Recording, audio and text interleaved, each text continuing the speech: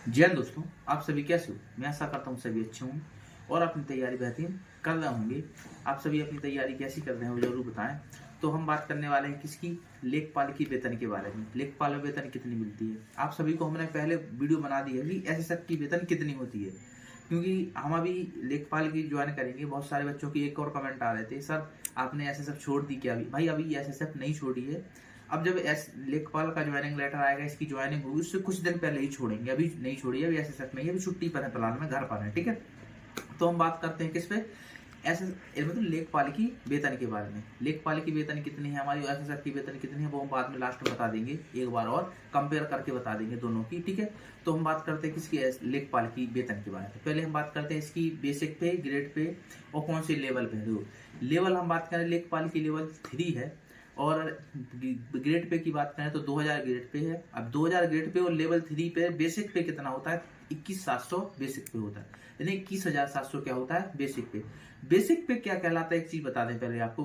मतलब कि बेसिक पे मतलब कि वह चीज होती है कि जो आपकी नौकरी है उसके लिए कितनी वेतन मिल रही है, वो है बेसिक पे। सीधी सीधी जैसे हमें लेखपाल की नौकरी करनी है, जैसे लेखपाल का हम जो भी काम करेंगे या किसी भी अदर जॉब में होंगे, तो हमें जो बेसिक पे मिल रहा है उस जॉब का मिल रहा है, काम करने का मिल रहा है। अब इस पे अलाउंस अलग मिलते हैं कि अगर हम यहाँ पर रहेंगे मतलब कि और खर्चा होगा, महंगाई भत्ता है, वो चीज अलग मिल जाती है महंगाई के हिसाब से, हर चीज के हिसाब से वो बात करेंगे। ठीक है, तो ये हमने क्या बताया कि बेसिक पे कितना है? 21,700 बेसिक पे। यानी कहीं भी ऑल इंडिया में कांस्टेबल हो, लेवल 3 की जॉब होती है। किसी में भी आप कांस्टेबल या चले जाए तो लेवल 3 की जॉब होती है, यानी लेवल 3 में सीधी सीधी बात है 21,700 बेसिक पे होता है। अब हम आगे बताएं आपको कि अभी महंगाई भत्ता कितना चल रहा है। महंगाई भत्ता है अभी 46% चल रहा है। जैसे जितने भी भत्ते काउंट किए जाते हैं परसेंट के तौर पे, वो बेसिक पे भी काउंट किए जाते हैं ये भत्ते टोटली। ठीक है, तो अब हम डिवाइड करें, जैसे देखो सैलरी है जो लेखपाल की सैलरी 3 मतलब कि पार्ट में डिवाइड की गई है। कैसे?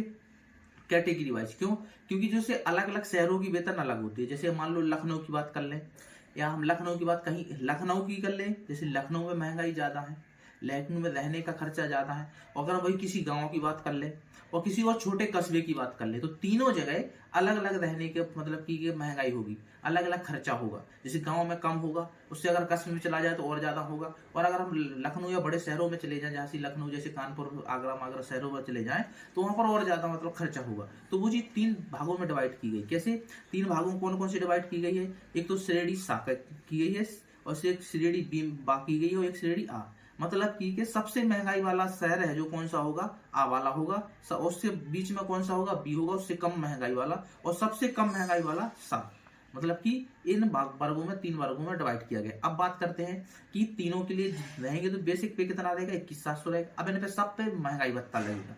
महंगाई भत्ता कितना चल रहा है? डीए डियरनेस अलाउंस कितना चल रहा है? 46% डीए चल रहा है। 46%। अब देखो 21,700 का 46% निकालेंगे तो कितना आएगा? 99,182, यानी 9,982। 21,700 वो हो गया, 9,982 क्या हो गया? डी होगा, सबको मिलेगा ये। ठीक है, अब हम बात करें किसकी? एचआरए की। अब दो एचआरए, दो डीए तो सबको हर कैटेगरी वाइज जहां पर भी पोस्टिंग है सबको बराबर मिलेगा। ठीक है, लेकिन एचआरए का फर्क पड़ता है बस की में, एचआरए अलग अलग हो जाते हैं। अब देखो, अब जो सबसे कम खर्चा मतलब 7 श्रेणी का है जो शहर है, उसके लिए एचआरए कितना मिलेगा? 800 रुपए मिलेगा। ठीक है, एचआरए मतलब कि हाउस रेंट अलाउंस। ठीक है, 800 रुपए मिलेगा। और हम बात करें अब जो बा श्रेणी का है, जो मध्यम श्रेणी की है, उसके लिए कितने? 1200 रुपए मिलेंगे। और जो आ वर्ग का है, सबसे महंगा शहर है, सबसे महंगी वाले शहर की कैटेगरी, उसको कितने मिलेंगे? 2400 रुपए एचआरए मिलेगी। ठीक है, आगे हम बात करें किसकी? अब हमें एक और भत्ता कौन सा मिलता है? वाहन भत्ता। यानी जो अपने क्षेत्र में गांव में जाने के लिए जो वाहन का भत्ता मिलता है, तो कितने कितने रुपए मिलता है? तो सबके लिए 200 रुपए मिलते हैं, चाहे आवर्ग का हो, चाहे बावर्ग का हो, चाहे सावर्ग शहर हो, सबके लिए कितने रुपए मिलते हैं? 200 रुपए। और हम आगे बात करें स्टेशनरी। स्टेशनरी भत्ता कितना मिलता है? 100 रुपए मिलते हैं। सब कोई भी शहर में हो, सबके लिए कितने भत्ते मिलेंगे? 100 रुपए मिलेंगे। अब हम बात करें टोटल वेतन कितनी बनती है, ग्रोस पेमेंट कितनी बन रही है, तीनों शहर की बात करते हैं। पहले हम बात करेंगे कितनी? श्रेणी सा की बात करेंगे, यानी जो सबसे कम महंगाई वाला शहर है उनकी बात करें तो उसका टोटल कितना बनना है? 32,782 रुपए बनना है। यानी टोटल कितना बनना है? 32,782 रुपए। आगे की बात करें किसकी? जो बा वर्ग की श्रेणी की है, उसकी कितने रुपए बनना है? उसकी बनना है 33,182 रुपए बनना है। कितने? 33,182। यानी जो मध्यम वर्ग का शहर है उसके लिए कितने बनना है? 33,182 रुपए। आगे की बात करें, जो सबसे महंगे शहर में जिसकी पोस्टिंग है उसकी कितनी वेतन टोटल बन रही है? ग्रोस पेमेंट 34,382 रुपए टोटल पेमेंट बन रही है। ये तीनों शहर की टोटल पेमेंट इतनी बन रही है। अब तो पेमेंट है, अब इनमें से क्या कटेगा? एनपीएस।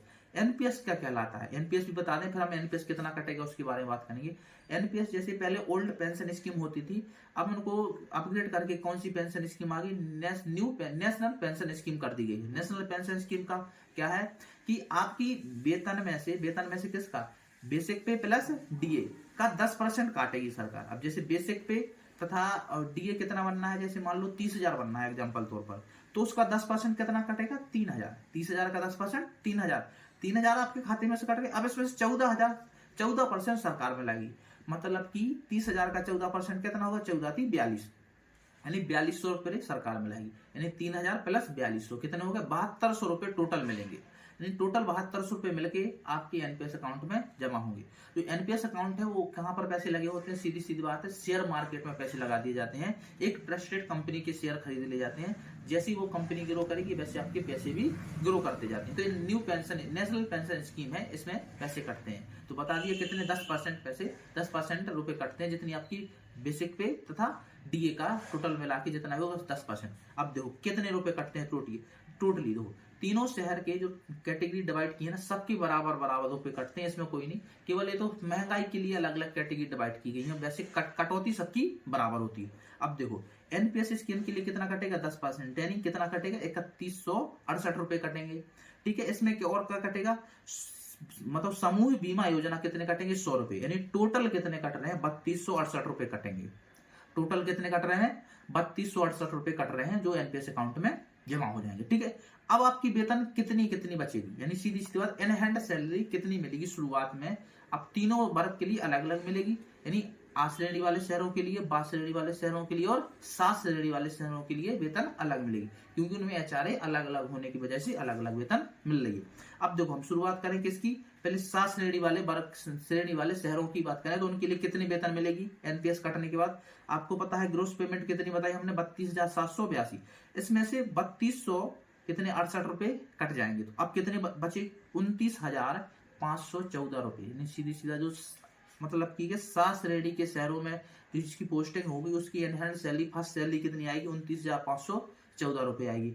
अब हम बात करें किसकी? 12 श्रेणी वाले शहरों की, जिसकी पोस्टिंग है 12 श्रेणी वाले शहरों में, तो उनके लिए कितने रुपए मिलेंगे? अब दो उनकी मतलब ग्रॉस पेमेंट कितनी बन रही? 33,182 रुपए बन रही, जिसमें से कितने रुपए कटेंगे? 3268 रुपए कटने के बाद टोटल इन हैंड सैलरी कितनी आएगी? 29,914 रुपए बनेगी। कितनी बनेगी? 29,914 रुपए इन हैंड सैलरी आएगी। ठीक है, आगे हम बात करें किसके लिए?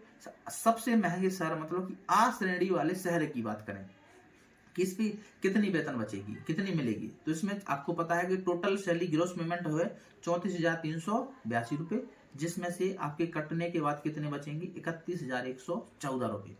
यानी ये तीनों शहरों की वेतन है कि आप मतलब जिस कैटेगरी में है, जिस कैटेगरी में आपकी पोस्टिंग है, तो कैटेगरी में पोस्टिंग होने के बाद आपकी वेतन कितनी एनहैंड आएगी। अब ये भी डाउट होगा सर कि कौन कौन से शहर कौन कौन सी श्रेणी में है। तो देखो हम आपको एक मतलब कि एक छोटी सी आपको एक फोटो दिख रही होगी, इसमें क्या है? तीनों शहरों को क्या किया है? दर्शाया गया है, तीनों श्रेणी के शहरों को दर्शाया गया है, उसमें जाके देख सकते हैं। इसमें अगर आपको स्पष्ट नहीं दिख रहा है तो हमारा टेलीग्राम ग्रुप है, जिसकी लिंक हमने डिस्क्रिप्शन में डाल दी है, वहां जाके जुड़ सकते हैं, वहां पर भी फोटो डाल देंगे, तो वहां पर जाके अच्छे से आप देख सकते हैं। ठीक है, अब इसके अलावा इसमें थोड़े और भत्ते मिलते हैं। और भत्ते मिलने का मतलब है, देखो और भत्ते कैसे मिलते हैं? जैसे फोन रिचार्ज के लिए, जो आपका फोन होगा उसके रिचार्ज के लिए 250 रुपए मिलते हैं, यानी हर महीने आपको 250 रुपए और एक्स्ट्रा मिलेंगे। ये तो आपकी वेतन इतनी होगी, इसके अलावा 250 रुपए आपको किस में मिलेंगे? फोन रिचार्ज के लिए। और क्या मिलते हैं? जैसे आप आय जाति निवास, जो आय जाति निवास है इसकी रिपोर्ट लगाओगे तो पर सर्टिफिकेट, मतलब एक जाति की निवास, एक जाति है जो, उसकी रिपोर्ट लगाई तो 5 रुपए मिलेंगे।